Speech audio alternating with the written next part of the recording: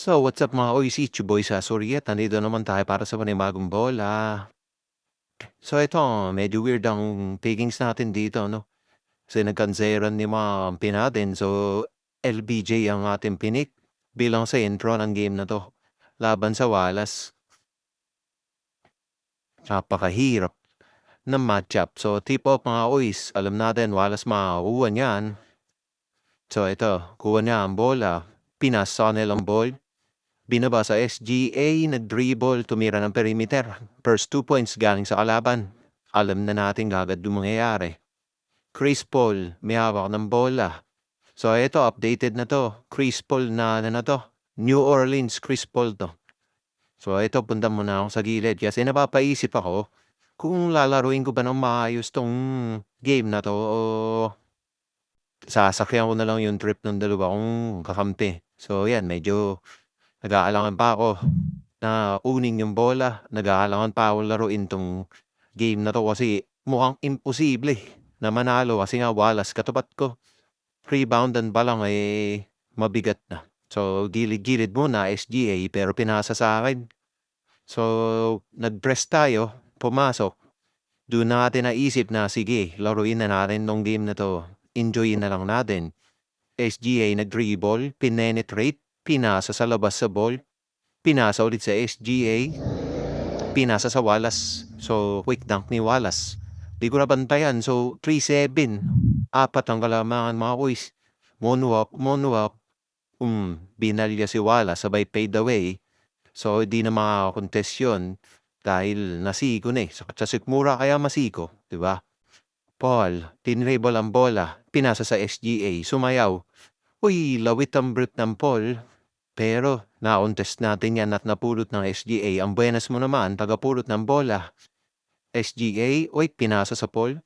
Pinasa ulit sa akin, sabay fade away, malayo ang depensa ng Wallace. So, quick fade away para may tabla.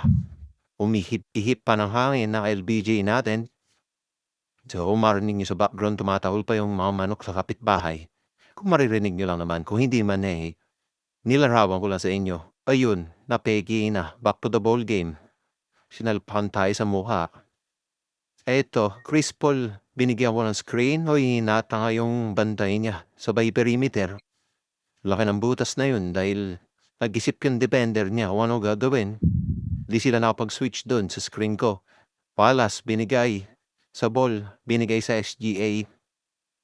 Tumira ng perimeter, pasok. 9-11, so parang bombahan. 9-11 bombing. Screen ko sa Chris Paul. Ay, sa SGA pala yun. Di ba? Chris Paul nag-ulti. Sabay tres mintes. Pero tres ng ball lang pumasok. Napakasakit naman nun, Kuya Eddie. Buti pa sila, pumapasok ang tres samantalang kami na alat. Eto, binigay ko sa Paul ang bola. Galing nun sa screen. Inasa sa SGA. SGA, tinitingnan niya kung anong magagawa niya. Nilakad ng konti yung bola. Nag-penetrate sa ilalim. Pinasa sa Chris Paul. At di ko na alam nangyari. Pinasa sa akin. Nilakad ko ang bola. Sabay. Fade away 2 na naman ulit. Tatlo kalamangan ng kalaban, mga kuys. Ito ang pinaka-imposibleng misyon ng ating Lebron. Ito. Sinabayan ko yung ball na nag-dribble sa gilid. Pinasa sa gitna sa Wallace. So wala akong magagawa dyan. So ayun mga kuys. Medyo tumunog yung ating FB. Kung narinig nyo sa background.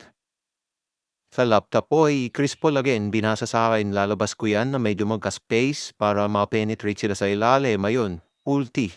Sabay tres, buenas na yung SGA namin.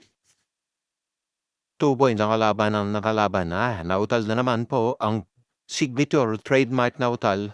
Tay bumalik ulit. Eto, SGA nila. Tumex back. 4 na naman ang kalamangan. SGA ang taga-Timon. Tingnan natin kung anong magagawa namin sa oras na ito. Moonwalk. Pinasa ko sa SGA namin para sa quick 2. Yes, sir. Medyo dikdigan na. 19 seconds siya, mga boys.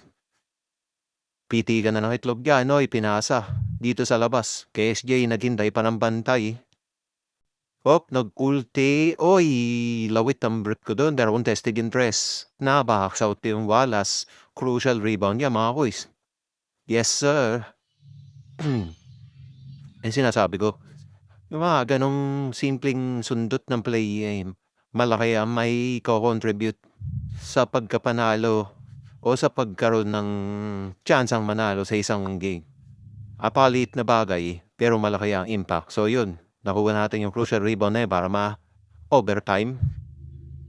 At nakuha naman natin yung tip-off para kami ang mag-start ng puntos. Pinasa sa akin at lumipad ako kasi walang bantay sa ilalim. So ito na, nakuha na namin yung momentum. No? Nag-collapse na sila dyan.